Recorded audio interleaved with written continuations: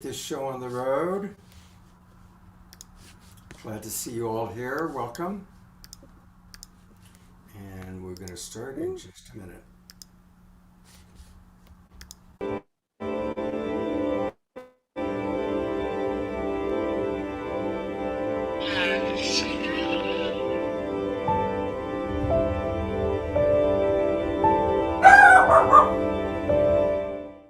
What if I were to suggest that you play a key role in the awakening world?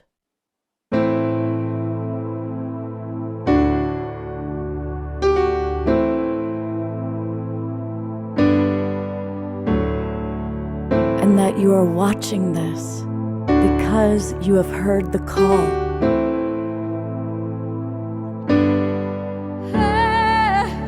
We can start right now by opening our hearts and minds.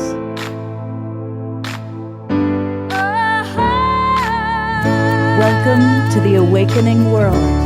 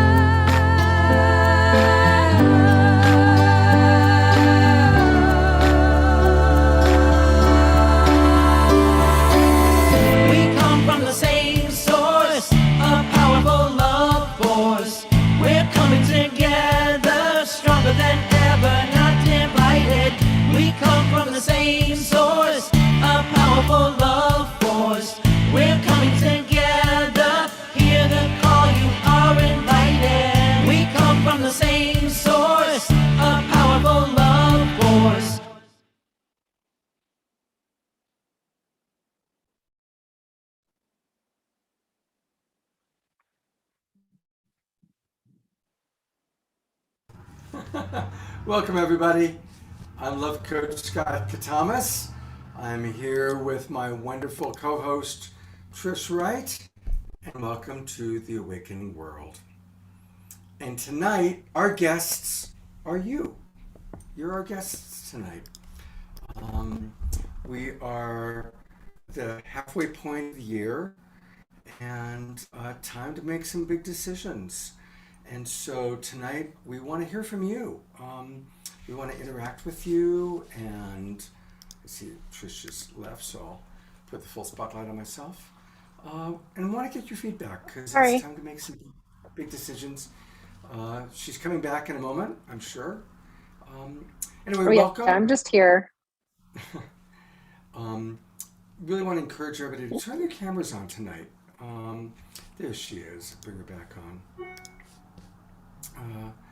So that we can talk with you, hear from you, kind of review. We will take a look at some of what's taken place in the past 6 months of the Awakening World and the past 2 years that we've been doing shows on Friday night. Of course, it was called Straight Talk for a long time. And we've got decisions to make about where we're going to go in the future. I recognize that I really appreciate all of you that have been really regulars. You've been coming every week. And also I recognize a lot of people are zoomed out and want to be out. They want to go to festivals and restaurants and clubs and parks and movies and all those things. So we definitely want to hear from you tonight. I also have got a request from Mary Noonan to talk about what happened today with the Supreme Court overturning Roe versus Wade. So I certainly don't want to make the whole show about that, but I will turn it over to my co-host Trish for her thoughts, and certainly welcome any thoughts from any of you, because again, you're our guests. Tonight, it's you. I'm going to go to gallery view for a moment. It's you. You're our guests tonight. So Trish, what comes up for you when you saw Roe versus Wade getting overturned? I have a lot of thoughts on this, as you might assume. Being socialized as female, having a vagina myself and a uterus and ovaries, But this is also coming from a privileged white male perspective, and that some of the people that are really touched by this are marginalized communities, minorities. Like these are the people who are deeply harmed by this, and this has been going on for a long time. Forced sterilization in the country has been going on for a long time, as well as forced births in low income communities. So I'm both devastated in some ways and also not surprised in others. Um, when I sit back and I look at it from a, so there's a me perspective that's like, how does this impact me? And then I come back out, how does this impact my community?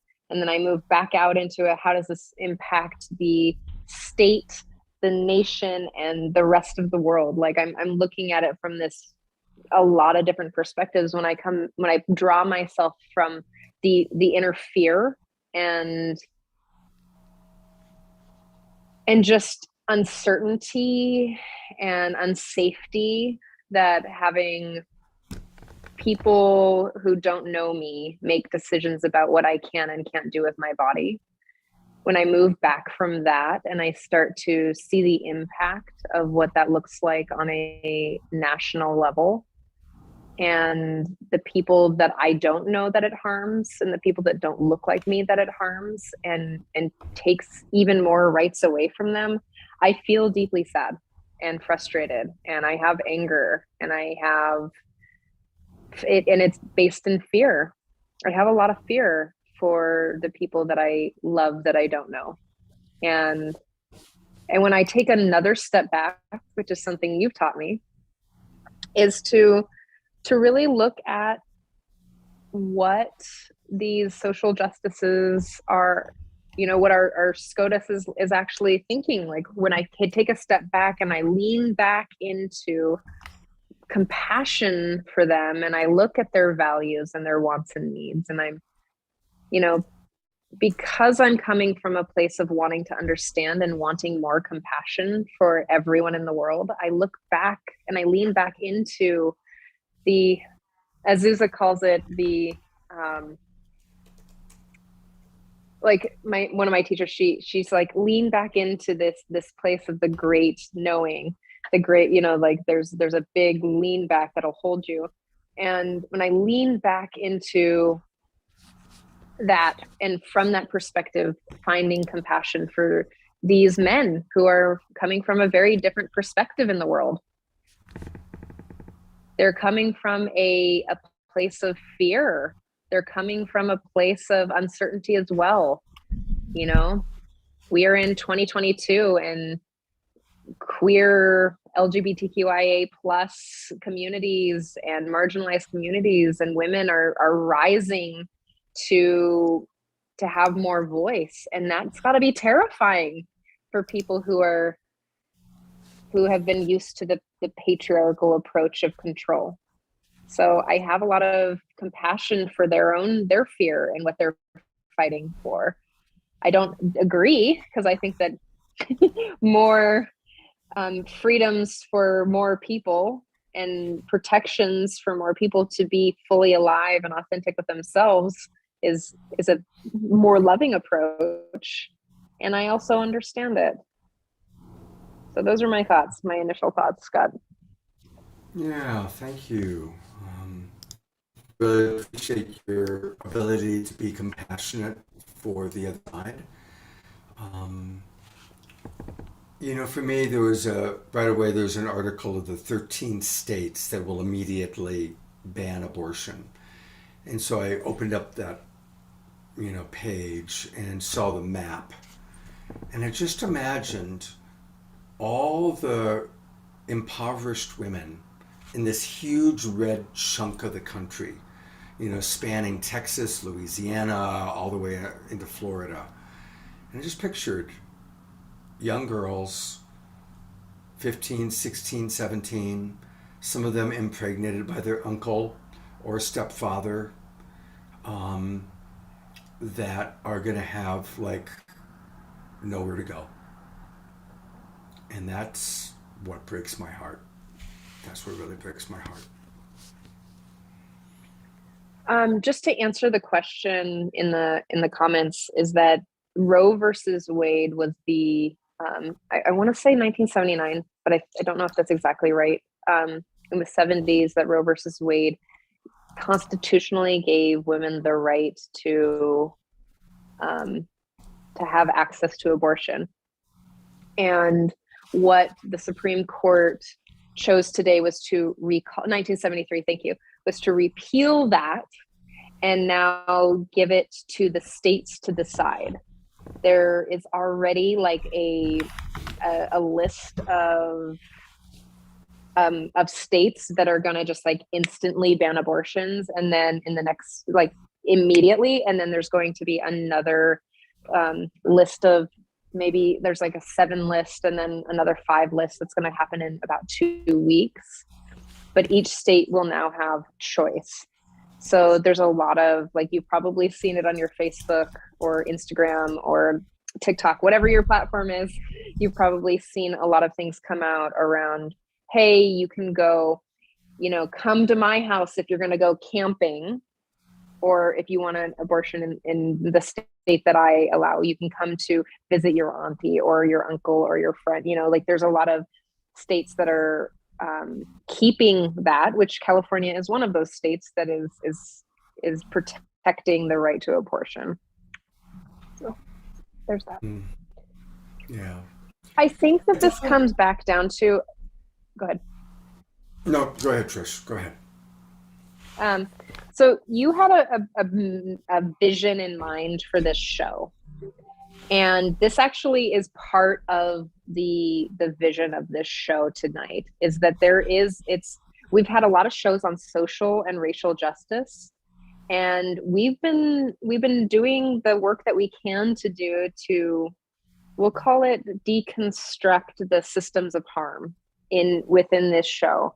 And that's part of them. This is, this idea that women are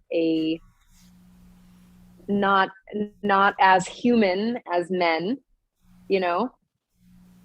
that when you start to delayer the human rights of an individual or a group of people, it's part of these systems of oppression. And that's one of the things that Scott really wanted to show you tonight, again, is some of the reruns from Bridge Feltis and Sharif Abdullah and Lucian, what's his last name?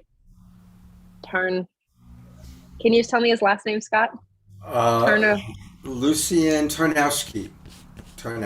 Lucian Tarnowski. And really what these beautiful people are saying were really that coming from a place of love is what's going to change the world. And love meaning compassion, love meaning empathy, love meaning, and when I say that compassion and empathy, this is not a bypass for harmful behavior. Mm-hmm. You can't fight violence with violence without participating in the same systems. Now, you can have your feelings of anger, and I invite you to fucking grieve. Sorry.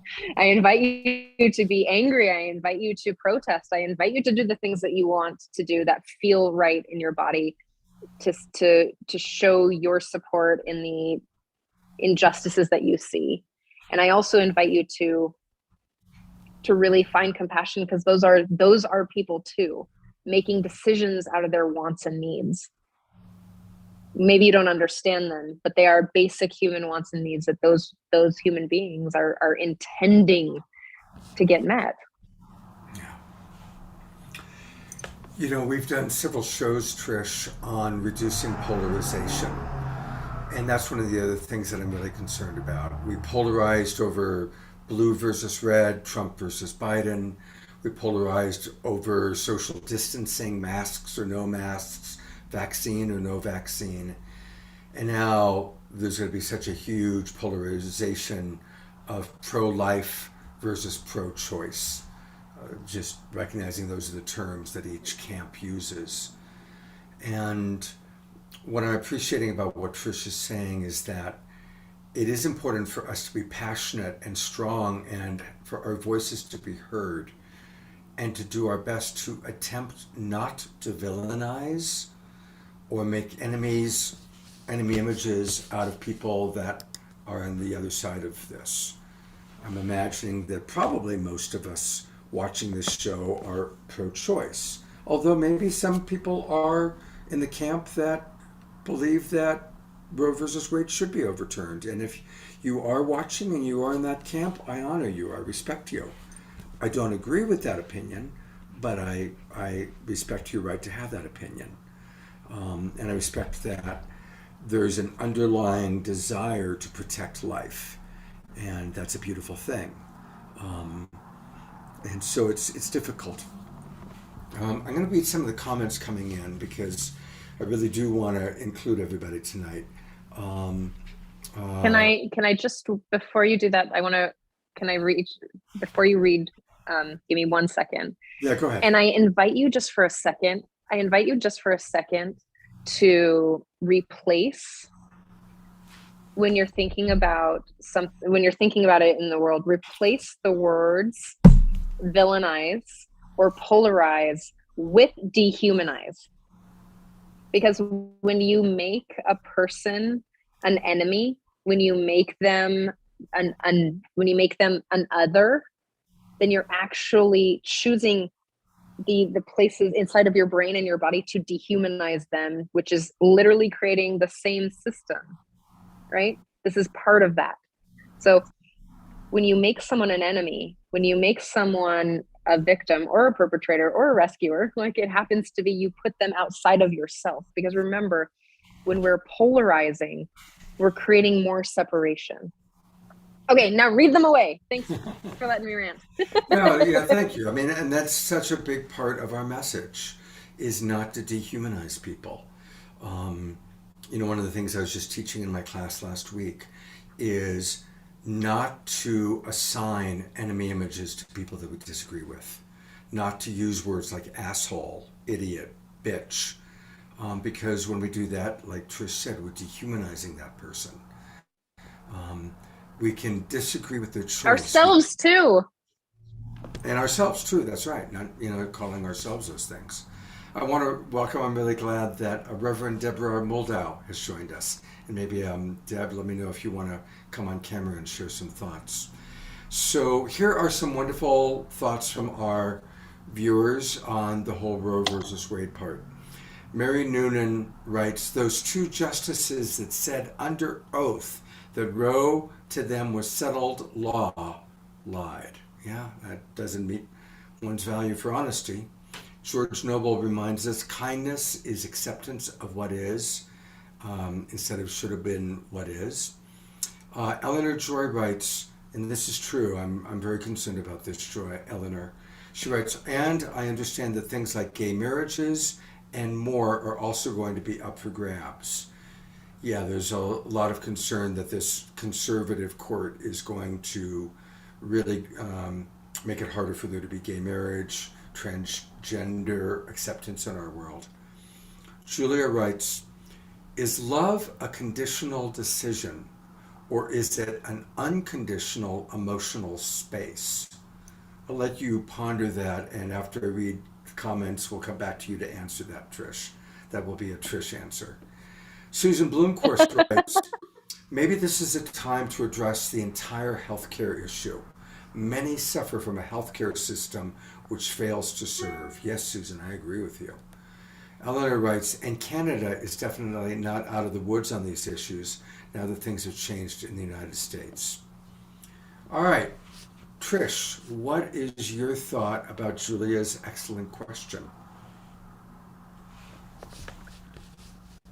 Ooh, I love this question because I ponder this a lot. I believe that love is unconditional. Acceptance of someone's behavior is not unconditional. That how we choose to, like, I can love Scott. And let me give you a real life example.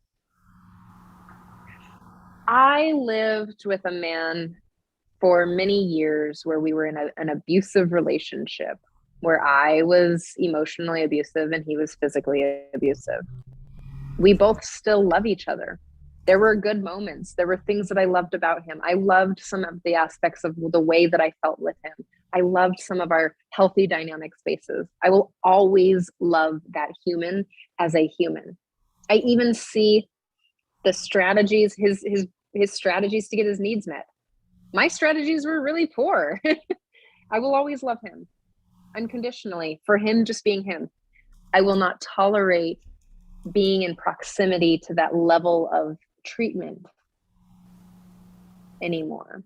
So I believe that love is unconditional, but that connection and behavior and like there's a lot of value connections and those types of things.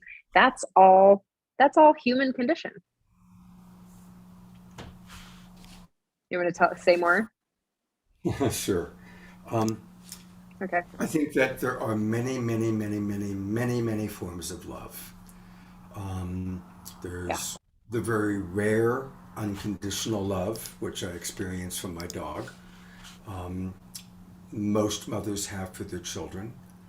Um, there is platonic love, romantic love, fantasy love. There's a lot of different forms of love. For me, the most important form of love is probably compassion, because I'm a teacher of compassionate communication. And most of the great teachers, Jesus, the Buddha, who is the Buddha of compassion, teach compassionate love. Learning to have compassion for all, even if it's our enemy, even if it's someone lesser than us, greater than us, to compassionately seek to understand others is to me the form of love that ideally we all aspire towards. And it's a practice. It's not a light switch you just turn on. It's a daily practice. Right now, can we practice compassionate love for people who are supporting Roe versus Wade being overturned? I want to read some of the comments that came in on Zoom. I'm sorry, on Unify. Theo Grace, who's been on our show, he's a wonderful musical artist and a wise man, writes, obviously choice is important. Obviously life is important. It's tragic that these two core values have been pitted against one another. Really well put, Theo. Thank you. Yes. Joyce is a little bit more plain spoken. She says it sucks, plain and simple. Abolish the corrupt Supreme Court, partisan, dysfunctional, unjust, manipulative. The Supreme Court is ruined from its original purpose of being just and neutral. And she also points out the irony that this is Pride weekend. And on Sunday, on the Sacred Sunday show, Trish is going to be at a gay pride parade, hopefully tuning in, and we will be sharing the gay pride parade with Trish on Sunday morning as part of the Sacred Sunday show. Trish, I will be walking. Go ahead. No, I was just saying your thoughts. Oh, yeah. I'll be walking at the front of the parade with the ethical non-monogamous people, the very queer ethical non-monogamous people. And we're really gonna see if this is gonna work, when magic happens.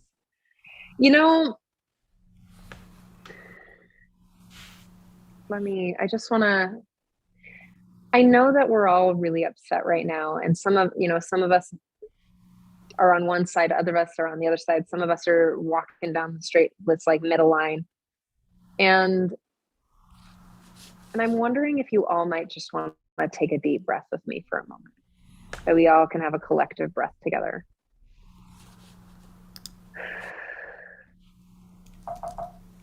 And another, just for the sake of nervous systems.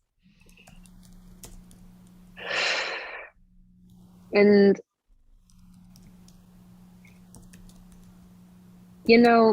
it's not, gosh, I wish it was surprising to me in some ways, but we're really being pulled in a lot of different directions. This is really where the way that Okay. We're going through a planetary evolutionary shift. It's getting warmer. Things are getting more polarized. And this is the practice. We've all been practicing with meditation, with compassionate communication. We've been practicing our love. We've been deeply practicing these things. And this is where we get to actually practice our leveling up practices that we've been doing for a long time. And that means that we get to choose how we show up. And, you know, with all the shows with Antoinette and Padobantan and gosh, every show had an element of this. All the shows with Summer and John Raymer and with the Unity Network and with the one the human convergence, like with all of these shows, every show, I'm gonna say every show has an element of desire for connection, that human beings desires for connection, for community. Did you all see the Matt Kahn show just a couple weeks ago? Talk about how he showed up in balance and unity so that we all can find that weaving. And I think that that's a big driver for all of these decisions, is like safety, security, community, and belonging. These are some pretty hot top values, right? And when I look at how hot people get with their opinions and with their thoughts and what they want to see in the world, and the ways that they think that this might change, who knows, in some ways, and some other ways are just like, hey, how can I have my opinion and still make Scott a human? How can I still have my opinion and make Eleanor or Lily or, Michelle or this other person, how can I still love them for being their human worthy self? And I know that this is hard because it's like, wow, this person, the enemy image of this person doesn't value human life the way that I value human life. But we get to start with the human life right in front of you, with the human life that looks in the mirror as well. It's just going to take a lot of compassion and a lot of self-empathy, Scott. Yeah. I want to read a couple more comments, and again, just want to welcome any of you to share. Lynn wrote, on the realistic side, will these otherwise aborted beings be entering families who are unable to care for them? How will this impact our social systems that are already stretched so thin? George Noble writes, what I understand about this is that we'll see greater polarization out in the open. As Trish said, some states, including California, will be hosting visitors doing a booming out-of-state abortion business. Why be angry? Where's the evidence that some folks should not be opposed to abortion? Holding that belief is why anger arises. Interesting point, George. Thank you. Also, let me know, everybody, if my audio is better. People were complaining about it. I changed my microphone. Deborah Moldau is with us, and she's one of my favorite human beings. She's wise, and she is the leader of the Evolutionary Leaders Network, and she's always got her finger on the pulse of what's going on in our world when it comes to transformation and consciousness. So first of all, thank you, Reverend Deb, for being with us. I know it's 10 o'clock where you are in San Miguel de Allende, so thank you for being with us tonight. And I would love to get your thoughts about this significant event that took place this morning with Roe versus Wade being overturned after 50 years. Well, thank you for that very warm welcome, Scott. It's a joy to be with you. I'm a little bit of, I have two kind of different feelings about this. I mean, on the one hand, I'm just shocked that the American system seems to be collapsing before our very eyes. Yeah. We seem to be not tiptoeing backward, but rushing backward. And it is frightening to think of women with no resources having to travel 3 states over in order not to bring a life into the world that they have no means to care for. And we all understand that this particular legal move will not result in greater child care benefits and help for people to raise these children. So, and it was even more shocking to read about the rest of the agenda and where that might go. It just, this brings me to the other side of what I'm, what's in my heart today, which is that just a few years back, I think a lot of us had hope that humanity was moving in a certain direction. And that not only were we making material progress, which we've been doing for quite some time, for several hundred years in the Western world, but that we were opening our hearts more to one another, even on a political level. We had elected a Black president in the United States, and things seem to be moving forward. And then the last few years, there's been such a backlash against all of that progress that I think those of us who saw it as progress had to admit that we're not the only Americans. And that there are many, many other people who see the world a different way than the Global Peace Tribe sees it. Yeah. And this to me is frightening on a much larger scale. Yeah. I was going to say we live in a democracy. Well, I live in Mexico. And I have to say that when I moved to Mexico 2.5 years ago, I felt a great weight had been lifted from my shoulders. And I realized that there's something very so heavy in the zeitgeist in the United States right now. This level of violent disagreement is only one manifestation of that. I think there's an epidemic of despair. I think America has lost any sense of common culture, common values. There's so much polarization and anger. And I really believe that there are so many people who are sitting at home every day with a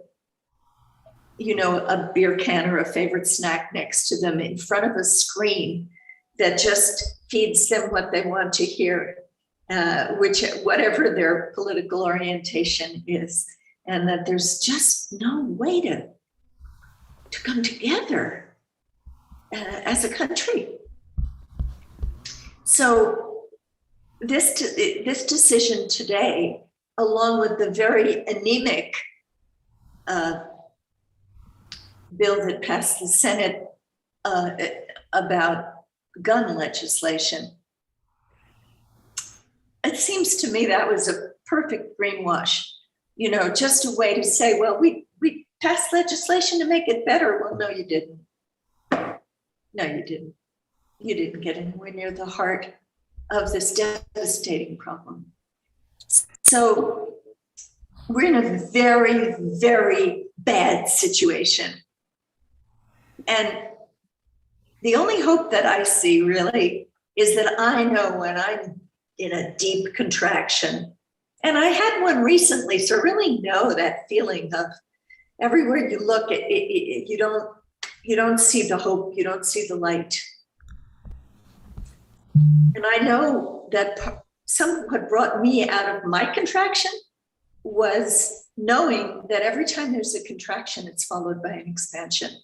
And the deeper the contraction, the more potential for a powerful expansion. So I really see the United States right now in fact, the entire planet in a deep, deep, deep contraction. War, pestilence. I mean, we practically see the four horsemen galloping our way, bringing the apocalypse, right? Climate change. But it's also true that this level of awful may be what's needed to catapult us to a future beyond our imagining. And that is my hope and my prayer. Oh, that's really beautifully stated, Reverend Deb. Thank you. And I'm in a period of big contraction. So as you're saying that, I'm personally hoping that's true, because the last 10 days, I've been the most dysfunctional that I've been in years. I can't remember the last time. I was just exhausted all day long. And, going to the market today and the post office was an adventure, So thank you. May I, and certainly my little itty bitty microcosm life is minuscule compared to the importance of our country and our No, work. we're all Hollands Yeah. of the one, aren't we? Yeah. And I want to quote Marianne Williamson, because she said something I never forgot. I used to go to hear her once in a while at Town Hall in New York City when she was lecturing on the Course in Miracles. And I'll never forget her saying that every crucifixion is followed by a resurrection.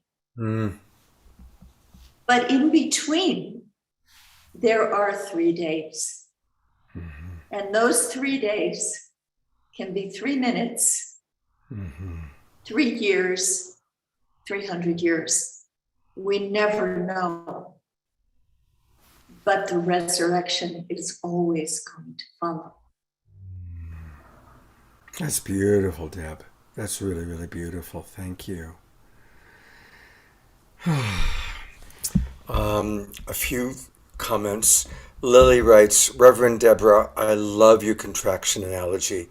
It's actually like the stock exchange. What goes down will eventually expand and open up and rise again.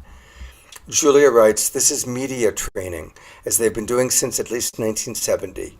Are we being hypnotized to keep us from asking the right questions? And she continues, is this a distraction of what our stated purpose of our calling is together? What do you want to see the awakening world to fulfill? Yes, Julia, I do want to get back to that, definitely. Trish, we haven't heard from you for a moment, though. I'd love to get your thoughts and reflections from what Reverend Deb said or what we're talking about tonight. Yeah, I was just pondering on the ebbs and flows, and I fully agree on the expansion and contraction. Like we're birthing, and we've been birthing for a while. If you spend any time researching history, if you just track back some of these experiences that we're having today, and you just start tracking them back, how did we get here? You definitely see these swells and expansions, contractions. You see these moments. And I love that what you shared is an element of, I'm going to use the word faith. I don't use hope, because hope implies that there is none. But faith is the sense of really staying true to love, right? Staying your course towards love. And again, my definition of love is the radical acceptance of what is. So I love that you shared this faith in, this faith in the moment, faith in this, okay, we're going through a contraction. And if you've ever given birth, which I haven't, but I've heard stories that, if the contractions are painful, and you got to breathe. And hopefully you've got people there. And, you know, we're going to see a lot of this happening, and it's going to happen from all different angles. Can we hold the breath, like not hold the breath, but can we hold our community and hold true to faith and love while breathing together in community in this awakening world? Like, we are the people, like, we're building it. We've got to, like, hey, Dad, can I reach out my hand to you? Hey, Scott, are we here? Can we all breathe together? Can we just walk it together? Because this shit's getting crazy, and we're gonna work it out. I don't know how, but I got faith. And you know, I think that, and what I want to say is to bring us back into where the awakening world is going. There is this necessity for us on a planetary level to learn how to regulate our nervous systems, to learn how to be more gentle and caring for ourselves, and to be deeply self-caring and other caring and global caring. You know, Lucian had that whole conversation about how do we think about not just ourselves and how this all works, but how to really globally and even universally think about how the impact. There's a term for it. I can't remember what the terminology was, but it was beautiful. Like this really understanding of that we impact each other, and how do we walk together in more love. The polarization, the more we polarize, the more we're going to get flack back. Like, this is how upsets work. I mean, if you've ever taken Scott's course, you'd probably know that if someone is in a dysregulated nervous system, or if they're angry, or their capacity is low, they'll never be able to hear you. And that really, to come back to connection is really to come back to shared values, to come back to understanding.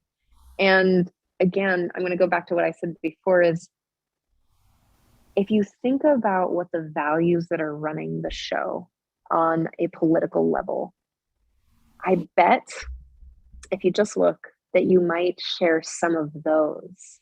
And I'm talking about values on a human level, the value for safety, the value for connection, the value for, you know, what it once was felt safer than where we're going now.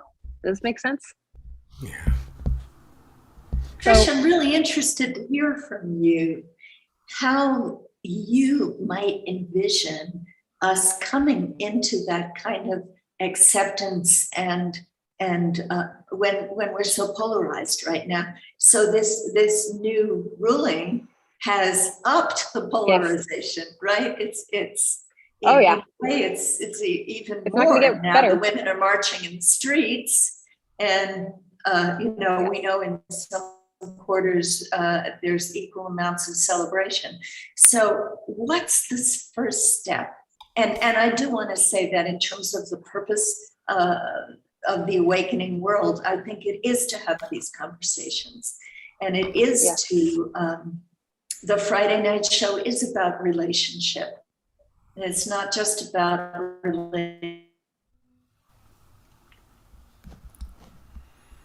I fully agree. Thank you. I think so. What I think and what I feel, I know that we're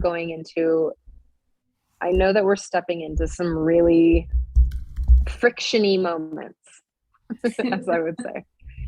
And so I'll tell you a short personal story, and this is how I walk it. My parents and I don't have the same beliefs on a lot of things. Like, I grew up in Montana in a very redneck sort of community. My stepfather was incredibly racist and sexist and said really demeaning things constantly. There are places where my parents and I don't agree on how to behave with each other. And what I come back to every time is again, coming back to finding something in common. I know that my parents have brain beliefs, like they have socialized beliefs that live here. And those beliefs have feelings attached to them.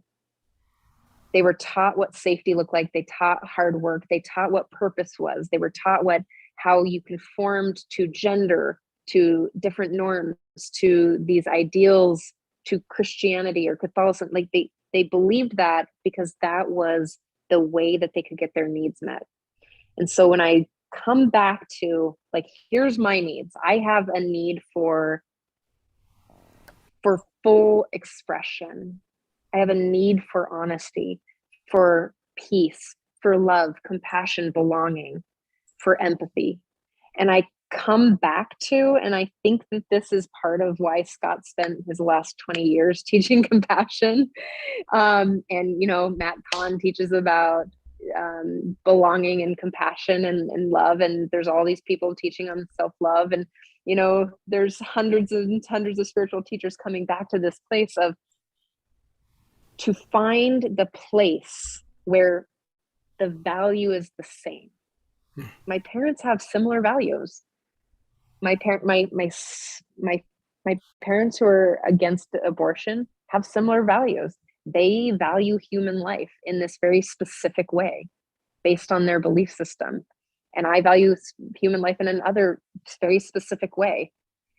And what I do is I never address it angrily this way, because that's violent and abrasive. And I always come through the side door, the olive branch of connection. Hey, I see that this value is up for you, that you value little children. And I totally value little children too. I value human life. I value freedom. I value safety. And I'm curious what your thoughts are on that. Why do you feel that way? And here's the tricky part, because it's like, if I get triggered, then it's my responsibility to take care of that or find community that will help me stay compassionate. So again, I think it's finding that common thread. I think about Brett Kavanaugh a lot, and I think about these Supreme Court justices, and I think about their age and how they were raised and what the world looks like. And I think about, like, I wonder what would touch their hearts. I wonder what they're afraid of. I wonder what they long for in their lives and their families. That's beautiful. That is my answer to that. That's beautiful, and that's true. If we can always drop into what the other person is longing for. Again, what are their values? What is it they long for? Their strategies are what we argue about. Marshall Rosenberg always said that. We don't argue about universal human needs and values. We argue about the strategies. So I want to read, there's so many wonderful comments that have come in. Eleanor Joy writes, I'm deeply grateful for all the loving and wise support that is out there. It's awesome. I also want to acknowledge Mary Noonan. There was a whole little chat that went on. And Mary, I certainly was not making you wrong for being angry. I think that anger is a natural human emotion. Probably my favorite story in the Bible is when Jesus gets pissed off in the temple, when he sees the market and he's like tossing the tables over. It's like, cool. Jesus gets mad. This is good. So anger is a part of the human experience. And anger can be very passionate and can be a powerful force.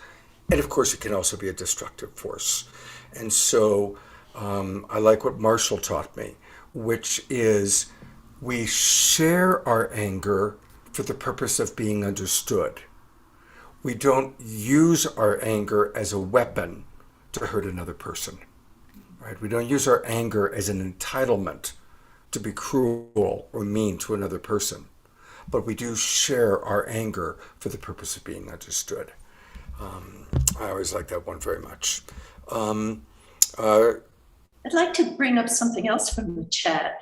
Yeah. that Roger mentioned a while back, because I thought it was really germane to this situation. And what he was pointing out was that we are, quote, in a shift from masculine to feminine energy, and the masculine is resisting.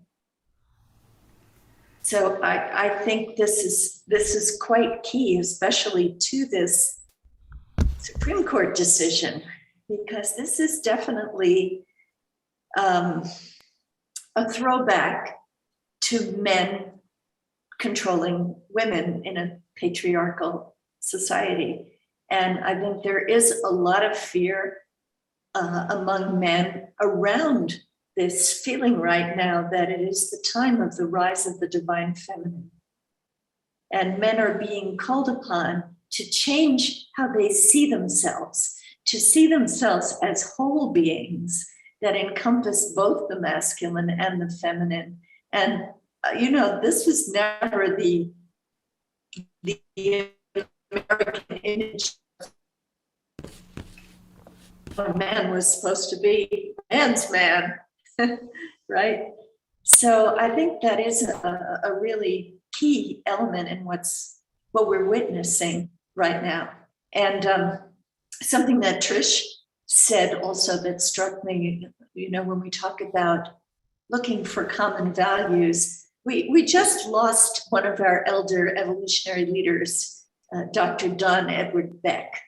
And Don Beck was a champion of a system called spiral dynamics that enabled us to map levels of consciousness, not just in one place, like I'm this color and you're that color, but according to all different questions. So, for instance, when he was helping the government of South Africa to deal with post-apartheid, he needed to find a place where they came together. And it was sports. And if any of you saw the movie Invictus, then you saw how that played out, that they were all sports fans, the blacks and the whites, and they were able to find common ground that helped them to find other common ground.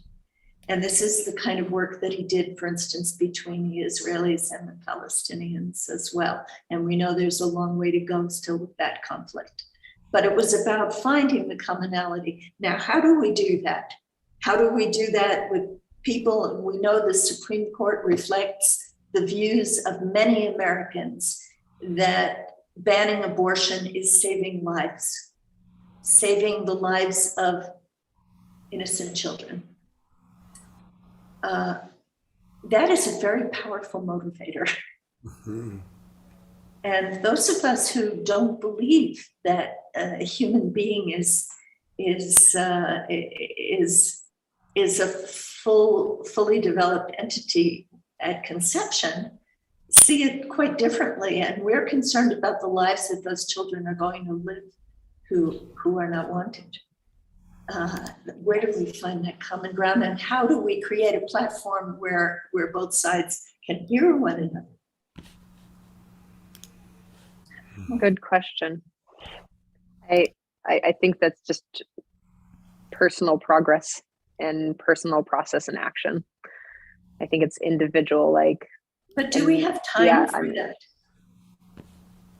Do we have time for that? Before climate change creates catastrophe beyond what we're ready to meet, I don't know. I have no answers here. All I know is that I know what I'm gonna do. I know what I'm gonna do, and I'm gonna keep moving forward and doing my work. That's all I can do, because I can't just lay down and give up. I know that that's not something that's available. I love that you brought up the masculine and feminine, and not only in the chat, but Deborah, yeah, it's so I've interviewed probably 25 high-level executives in the last month, men. And what I'm finding is that what they're missing in the world is the conversation of it's like, I don't know how to be a man. I don't know how to get my needs met anymore. I don't know how, I don't feel myself I did the thing that they told me to do, and now I don't have what I was supposed to have. So now what? I think that's what a lot of America is feeling. Not just People, men, but I know that. They have done their best to live the American dream, and every house has a refrigerator and a television and many cars. So now what? Yeah, that's the question. Like, oh crap, now what? And now we're finding ourselves in these positions because they, again, conforming to social norms is a strategy for belonging. Mm-hmm. So when the social norms are shifting, when women can abort, or children that they don't want, when the nuclear family, which is the linchpin to capitalism, starts to be removed, the system starts to destabilize. It is phenomenal. I mean, honestly, there's a part of me that's like, wow, this is amazing to be alive right now. Like the sheer just like, wow. And then there's a part of me that's like, oh my God, I'm terrified. And then there's the other part of me that's like, okay, this is what we're here for. Let's keep loving. Can I love them there? Can I love them there? I can love you there. I can open my heart and love you even deeper there. Can I accept you for who you are and humanize you even when I'm wildly repulsed? And I don't know if there's time. I want there to be time. Well, all we can do is follow what's calling us. And the calling to be a part of the global peace tribe, the calling to have these conversations, the calling to find the love in our hearts for people that we disagree with. There's a wonderful piece in the chat right now from Mark talking about that we're all human and we can't let forces divide and conquer us. We have to stay true to the ideals that are who we are, even as we see the institutions crumbling around us. And maybe it's those very institutions that are standing in the way of us reaching our next level of evolution. So I totally agree with that. I want to say a couple things. I do believe, and I've really come very much through Trish, and then the guests we've had on the show, I've really come to understand that there's just been a phenomenal amount of control by white male power. And I do think that what happened today is an example of that. I also want to celebrate something very old and institutional that worked. And that is the 3 systems of balance in America. Because we had the most powerful man on the planet, President of the United States, doing everything he could to overturn an election result that he didn't like. And the judicial system came through. 60 cases went to court, and whether they were Republican judges, whether they were appointed by Trump, all 60 judges said there's no merit to this case. And for the judicial branch to come through is very cool. And even the Attorney General, brought on by Donald Trump, at some point said, no, this is not happening. This is bullshit.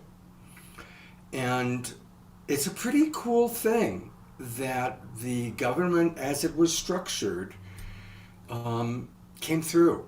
And there wasn't a coup. There wasn't, and I just want to celebrate that thing, because obviously there's a lot of parts to our institutions that are really messed up and need to change. But that's a pretty cool thing that happened. And I just want to acknowledge that. And we're really seeing that with the January 6th committee hearings as we really learn what was taking place. And God bless the heroes who stood up to tremendous pressure and did the honorable thing. So I just wanted to acknowledge that. Also, in terms of about the awakening world, because people are asking what's going to happen, this is not the very last show. It's the last show of this season. I've been going all the way back to Saturday Night Live, we've always done it in 3-month seasons. And then we start a new subscription every 3 months. Honestly, because I've been exhausted, I have not been able to pull it together, to put together shows for July, to put together a new season, to put together all the things that need to happen. I just haven't been able to do it. So what I'm leaning towards is taking most of July off. I am committed to doing a Fantuzzi Rainbow concert on Sunday, July 10th. I might do 1 or 2 little awakening worlds during the chorus of July, just to keep our energy moving. And hopefully in July, I'll be able to then get my energy back, pull it together, and we can decide what we're going to do starting in August, or at the very latest, starting again in September. That's my current thoughts, and I would love people's feedback, including Reverend Deb and my partner, Trish, that I've been doing this show with for 2.5 years. Trish, you have the floor. God, I don't know how you've done it. Frankly, even at full energy, I would never have had the capacity to do 3 shows a week. I don't know if everybody who listens to this show has a clue how much work goes into creating one, inviting the guests, deciding on the theme, tracking everybody's promotional, creating those beautiful promotional graphics and videos, and then inviting all of your guests.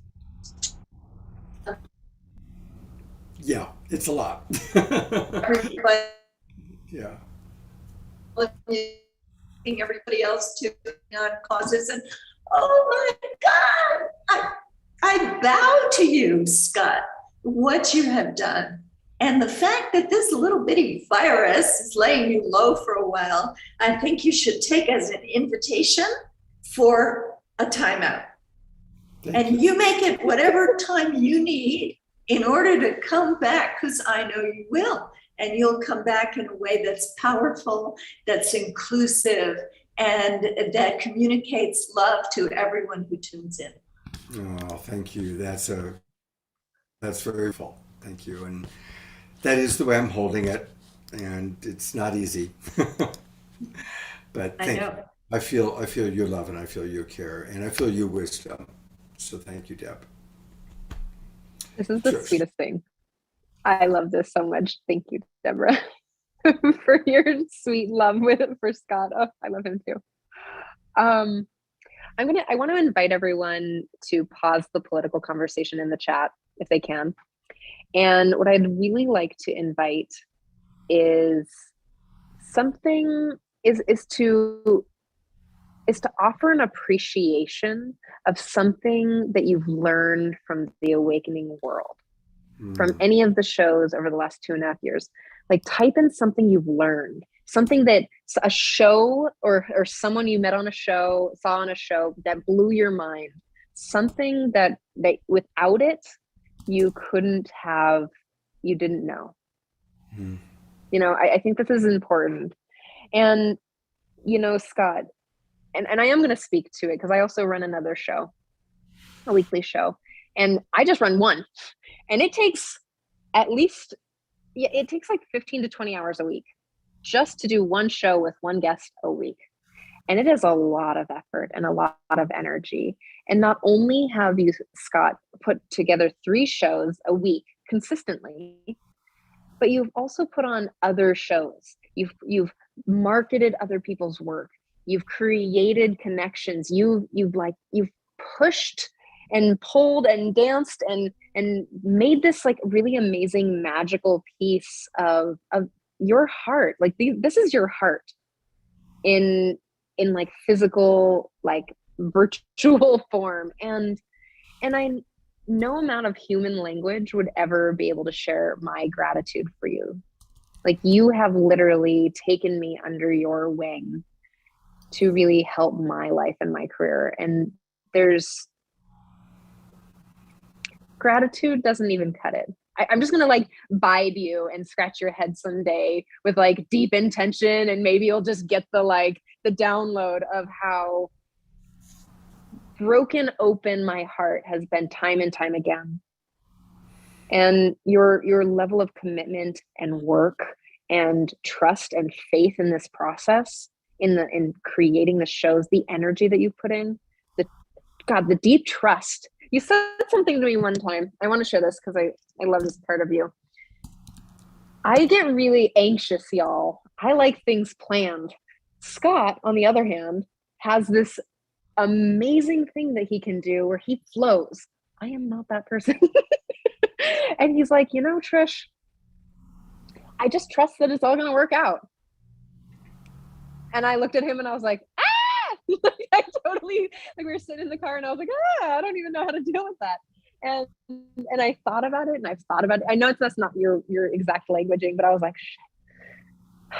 And I thought about it and I thought about it. And I still think about it all the time. It's like, wow, the level of trust in the life, the level of trust and compassion in your heart, in the universe, in other people is wildly profound.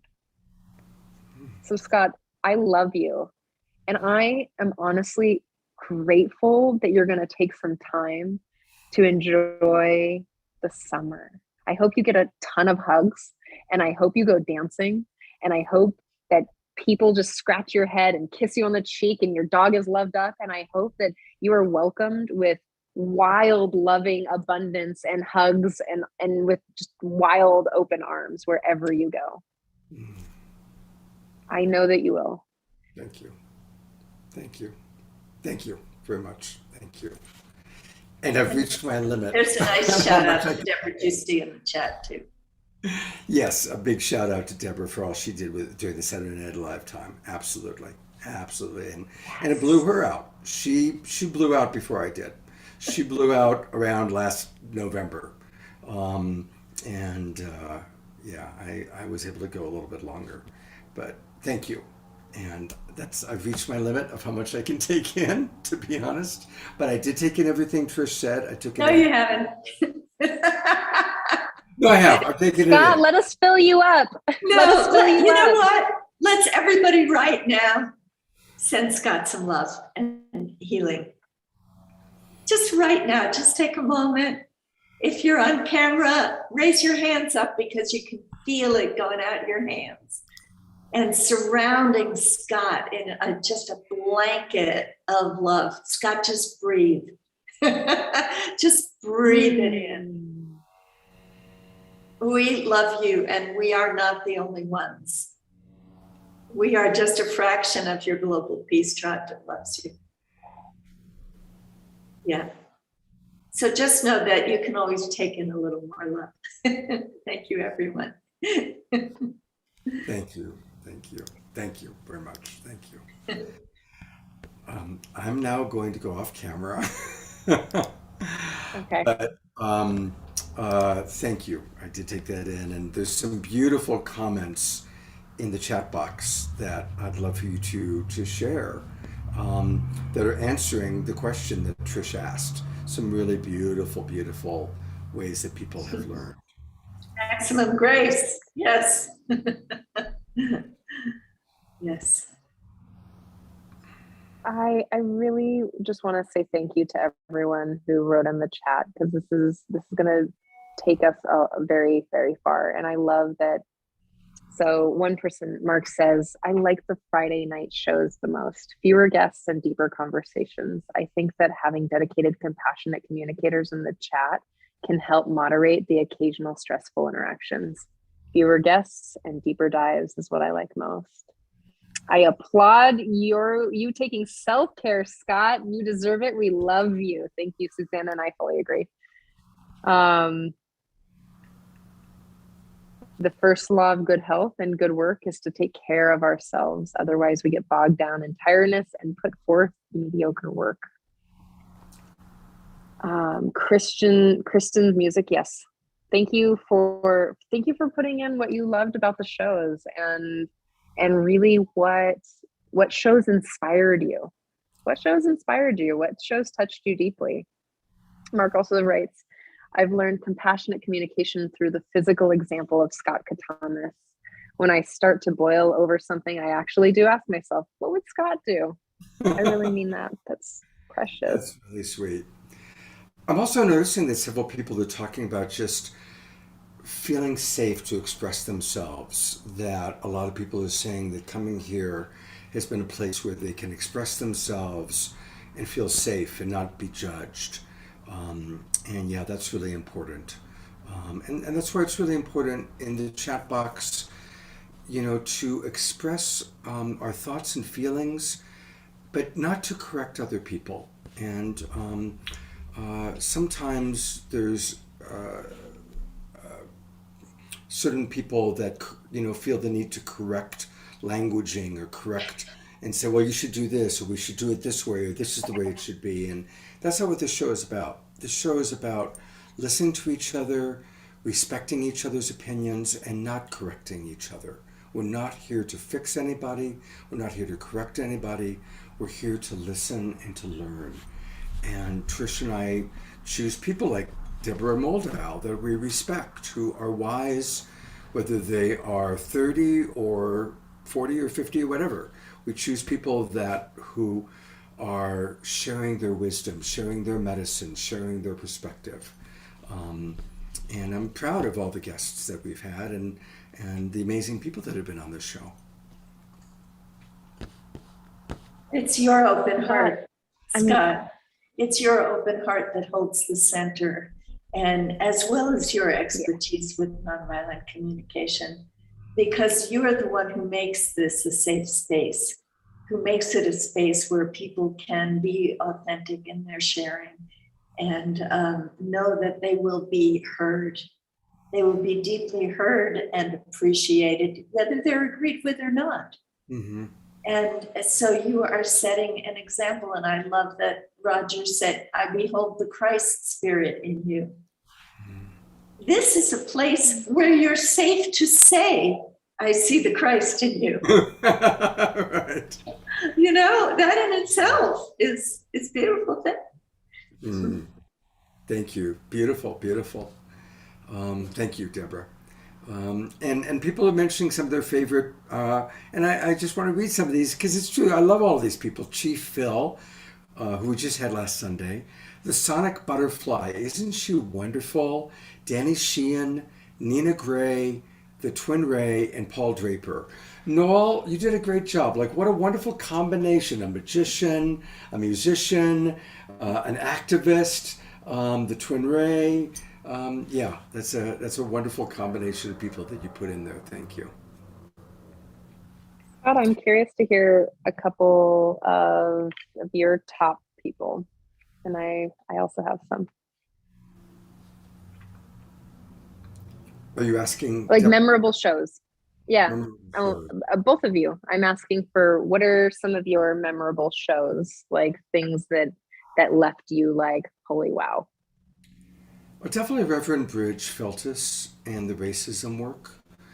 I would say that probably my biggest aha over the last year, and so much because of your work, Trish, has been really beginning to grasp the depth of colonization and white male privilege and how inherently systematic the systematic racism in our culture. And so appreciating Bridge and Sharif, who talk about it without judgment. They aren't coming from that, I don't know how to say it, that angry black place, which just creates more polarization. They're coming from a wise, this is the truth place. This is what is place, and we have to face it. And they do it with so much love and so much compassion without pulling punches, but without being in angry victim mode either. So that, I would say, is probably what comes to my mind. How about you, Deborah? Yeah, those shows were pretty amazing. I think it's kind of tough to ask you your favorite shows, like asking about your favorite children. Yeah, it's true. Every show that I've seen has something special about it. So That's what I've appreciated the most. And I have appreciated particularly seeing members of the Evolutionary Leaders Circle that I'm director of come on and be able to be so much more personal than they normally are. You had a show recently that featured Neil Donald Walsh and Gary Zukov, two members of our circle. And I was particularly struck by Neil because he's able to say something fresh and humble and personal. I was kind of expecting to hear things I've heard before from him, and no, he was really speaking on a different level. And I think that was the same with Gary as well in that show, that you create an atmosphere that allows people to communicate not from their book covers, but from who they really are. Oh, thank you. I want you to know that we actually have a playlist now, which I created, which is called Shows That Feature Members of the Evolutionary Leaders Network. No way! So if you go to our YouTube channel, I just screenshot it. So if you go to the channel, we have many playlists, and one of the playlists is called Shows That Feature Members of the Evolutionary Leaders Circle and Network. And that's where you'll see all the shows, and there are a lot of your friends. There's John Perkins, Kurt Johnson, you, the shows with Julie Kroll, Jennifer Hill, and it goes on and on and on and on. Well, definitely send. So this is, while we are on hiatus, and I'll put this in the chat box, here is the link to all the shows that are Evolutionary Leader shows. Do we lose Deborah? I think so. Yes, But I'm loading now, so coming back. So I'd love to share a few of my favorite shows. Please send me the link to that list, and I'll put it in the Edge, the newsletter of the Edge. You got it. And I'm actually going to make a tiny URL. And Trish, you're going to share with us your favorite moments and shows. Well, of course, the deconstructing systems of harm shows. We've had a lot of those. And I remember when you made the commitment to Pato and Antoinette that you'd center people of color in your shows. And that was a really powerful moment for me. I think it was just really, really beautiful. And the way that you have shown up in that has also been just really deeply loving, Scott. So thank you for keeping your word there. Claire Dubois was a powerful show on environmental activism. Are you there? Yes. Am I here? Oh, okay. Sorry. So I'm like actually on the screen right now, which it hasn't happened all night for me because I'm on my phone. That was a really, really powerful show. The trans show that we did with one of my I felt starstruck, which I don't actually really have that often. And that was a really wonderful show about how to show up as a parent, how to show up as an ally. I thought that was incredible. We had Max Pearl and Jack Knoxville, and oh my God, how am I losing his name? He was the guy. A very famous trans man in the larger community who's doing a lot of really amazing harm reduction work. You have had we've had a couple of shows with some really hard topics, especially around domestic violence, drug addiction, and the parental shows, the ones where it was like parental alienation. Those shows Mhm. deeply touched me. Where I was like, I like went home and cried because those people, what they're committed to in the world, and how they're bringing voice to the voiceless was amazing. And how could we not love April, Elizabeth April? I mean, for real though, like she's amazing. How could we not love Elizabeth April? Um, Gosh, who else?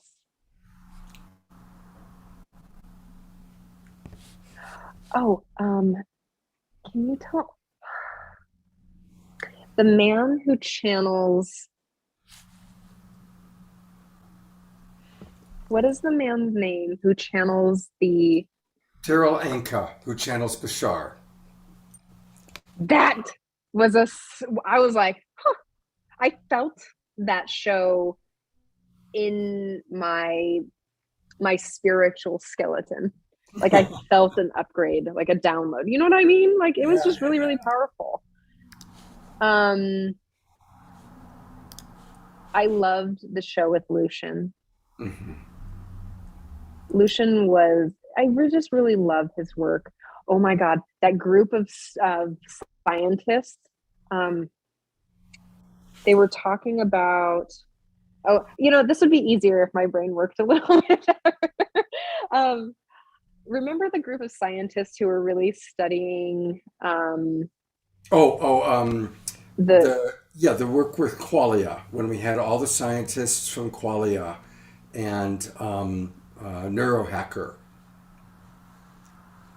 nope, it was actually slightly recently, um, where they were studying not singularity, but they were studying the way that the different dimensions, it's called, there's a science for this. Quantum physics. Gosh, yes, yeah. They were remembering, oh, Was my it was gosh, it good Lamar? job, Scott. Uh, Like there was a group of quantum physicists that right. were so just loving and so like deeply just direct and profound, and yeah, I also really loved having Bruce Lyon on. Oh yeah. That was also a really fabulous show. um but the trans show was really one of my favorites with Adian Dowling. Like Mhm. wow, Scott, I really want to thank you again for being a yes to the things that are important to me. Yeah, I really see you loving me. I do. And Trish, I love partnering with you. And I think there is something about the millennial baby boomer connection that keeps things alive. Keeps us. Keeps me on my toes. And it's been. I love co-hosting with you, and definitely want to continue co-hosting with you, my love. Absolutely. And I love co-hosting with you, Reverend Deb. What the shows that we've done together. We've done a couple of the shows together, Sacred Sundays, and on Saturday night, we've done a couple Saturday night editions now. Um, that's been one of the things that's been fun for me is co-hosting. I love co-hosting with Kristen Hoffman. She's really fun to co-host with. Um, and, I She's my also, soul daughter. oh, everybody's. Really, I mean, it's like everybody. She's everybody's Really. soul daughter, soul sister. Um, uh, every day she's been calling and checking in on me to make sure that I'm taking my chicken soup, and she's been giving me Oh, like long downloads of what I should be doing and not be doing. And she calls herself Mama Hoffman. So Oh, yeah, yeah. oh, such a sweetheart and such a stupendous talent. I don't know if I've ever met anybody that talented who's that kind. The combination of kindness, extreme kindness, and extreme talent, and extreme perfectionism. She's a Yes. perfectionist, but when she points out things to me that I need to do better or we could do differently, and she's always right. and I never feel judged. I never feel shamed. I never feel embarrassed. She does it with such love and such. It's an incredibly unique talent that woman has. Mm.